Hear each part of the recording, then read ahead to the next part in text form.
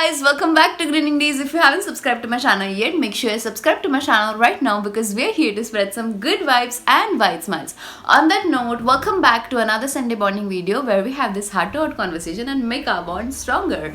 So do subscribe if you haven't yet because I'm putting too much efforts into my each and every video. So your one like, your one share, your one click on that subscription button will mean a world to me. So do it right now. It will encourage me to do more and more hard work. So yeah, do it now. And yeah, today's Sunday bonding topic is my knee injury, which is ACL tear. I thought कि I need to share this injury if anyone is going through this or if anyone's dear and near ones are going through this और कभी भी future में अगर किसी को I hope किसी को ना हो but अगर किसी को होता है तो I hope it can help you some way or the other. So without further ado, let's get into the video. So first thing is what is ACL. ACL का फुल फॉर्म होता है anterior cruciate ligament.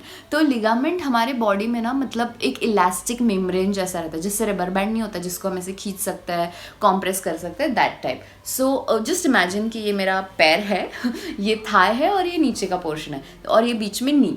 तो इन दोनों joints को stabilise करने के लिए एक लिगामेंट रहता है जो रबर बैंड इसको जो मूवमेंट के लिए स्टेबलाइज करेगा और फिर इसको सपोर्ट देगा. तो एक सामने लिगामेंट रहती है और एक पीछे रहती है. जो सामने रहती है उसको एंटीरियर बोलते हैं और जो पीछे रहती है उसको पोस्टीरियर बोलते हैं. So that is what ACL is.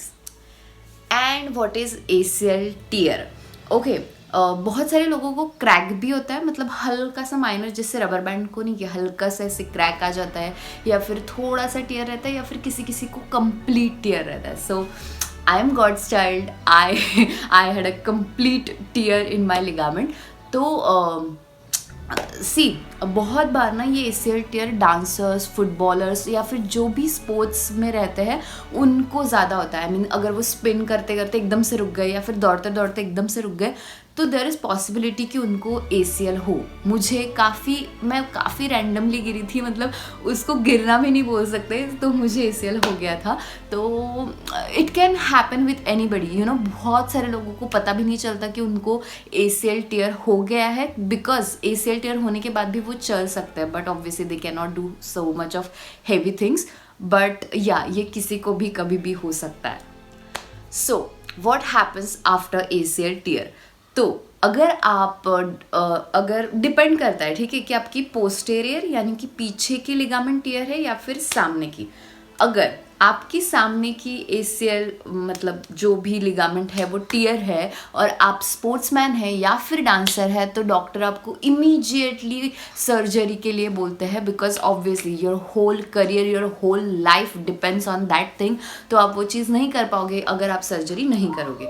अगर पीछे का जाता है या और आप ऐसी कॉमन जो भी स्पोर्ट्स में या डांसिंग में नहीं है तो डॉक्टर आपको फिजियोथेरेपी करने के लिए बोलते हैं. But obviously I had ACL tear सामने एंड तो ऑब्वियसली डॉक्टर ने मुझे पहले सर्जरी के लिए बोला था and then we find another solution. So there are two options कि आप एक तो सर्जरी करें या फिर फिजियोथेरेपी के लिए जाए. तो इट डिपेंड्स ऑन यू कि आप कौन से प्रोफेशन में हैं, आप लाइफ में क्या करते हैं. सो डिपेंड्स ऑन दैट कि आप फिर किस ऑप्शन के लिए जाओगे. सो व्हाट हैपन्स इन फिजियोथेरेपी. तो सबसे पहले मैं आपको बताना चाहती हूँ कि मैं जिस डॉक्टर के पास सबसे पहले गई थी ही asked me to go for a surgery but obviously my parents were not ready for that because I was just 19 years old when I had that ACL tear and my parents were really not ready for that surgery because it is not a long surgery but obviously वो DNA लेते हैं, replicate करते हैं, फिर screws लगा के आपको वो लिगामेंट को टीयर जो कुछ भी है वो अच्छे से करते हैं.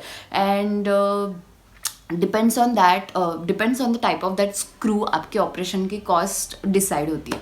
एंड देन हम दूसरे डॉक्टर के पास गए तो जस्ट एज आई सेड कि मैं कभी भी स्पोर्ट्स में या फिर डांसिंग में नहीं थी तो उन्होंने मुझे फिजियोथेरेपी के लिए बोला.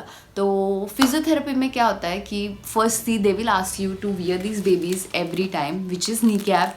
There are 2 types of knee cap. This is for major extra support. This is for minor support. So you need to carry these babies if you are doing so much of if you are doing too much of walking और आप कहीं track पे जा रहे हो, जैसे मैं गई थी उसके बाद, तो इसलिए आपको उस चीज़ों की ज़रूरत पड़ती है। तो कुछ नहीं, फिजियोथेरेपी में वो क्या करता है बेसिकली, लिगामेंट टियर जैसे मैंने आपको बताया कि वो इलास्टिक रहता है, ठीक है। तो अगर आपका इलास्टिक रबर बैंड टूट गया तो आप उसको फिर से जोड़ नहीं सकते, है ना। मतलब ऑब्वियसली आप उसको नॉट बांधोगे वो, बट फिर से वो वैसा मजबूत नहीं होगा। तो व्हाट दे डू कि वो आजू बाजू के जो टिश्यूज़ है आपके लिगामेंट के, उनको स्ट्रॉन्ग बनाता है। तो कुछ नहीं, सिंपल बेसिक एक्सरसाइज रहती है। वेट बैंड बांध के पैर को वो ऊपर नीचे करते हैं चेयर पे बैठ के, resistance band, cycling. So these are few exercises that can help you to make those tissues stronger surrounding your ligament membrane. So physiotherapy is quite a cooler option, I can say that. You can walk properly, you won't have that much of pain, and if you are in touch with your yoga and your exercise, you won't feel that much of pain. But still, at some point of time while doing too much of walking or while doing too much of exercise, you may feel कि आपको हल्का सा pen हो रहा है. But yeah, that's life, dude. Don't look up to that thing as your limitations, because see, I have done so many research regarding this topic. बहुत सारे लोगों से बात की है जिनको भी ये हुआ है, तो I have seen कि they have gained lot of weight, क्योंकि it happens यार. क्योंकि इंजरी होने के बाद आपको बहुत देर तक बेड पे रहना पड़ता है, कहीं मूव नहीं होना पड़ता है. एंड मुझे तो ऐसा था कि डॉक्टर को पहले पता ही नहीं चला था कि ACL टीयर है. So after 1 month they got to know कि कंप्लीट ACL टीयर है. सो इट हैपन्स, और मुझे बहुत देर तक फिर बेड पे ही रहना पड़ा. And I have gain 7 to 8 kgs and I have seen so many people gaining their weight. And then they feel कि अभी क्या होगा, अभी तो हमें इंजरी भी है, इसके साथ हम वेट कैसे हम करेंगे. But you can do anything you want to do, you can be anything you want to B.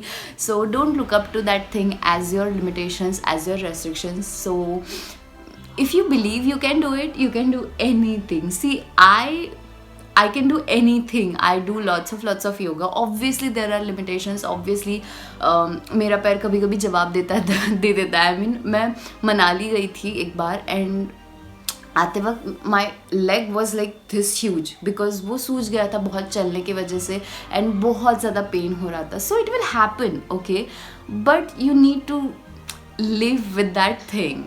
So just never ever consider that thing as your limitations. You can do anything. So that's it about my ACL injury. I hope it can help you some way or the other. And if you are going through such things, then just chill, okay? You will get through this. Everything will be fine, believe me. I am the live example. I have done, PhD in that thing. मुझे ना अभी ये video बनाने से पहले research भी नहीं करना पड़ा कि ACL में क्या क्या होता है, बिकॉज इतने अच्छे से वो इतना मतलब अंदर घोल चुकी हूँ ना मैं कि ACL में क्या क्या होता है, कैसे कैसे होता है. सो if you're going through such kind of thing, or if your dear and near ones are going through some sort of injury, tell them everything will be okay. They will get through this, okay? So because there are so many treatments and solutions and amazing doctors out there, so you will be fine. So see you in the next video. Till then, keep spreading some good vibes and white smiles. Bye bye. And yes, please don't forget to subscribe, okay? Ain't nobody hurt you like I hurt you.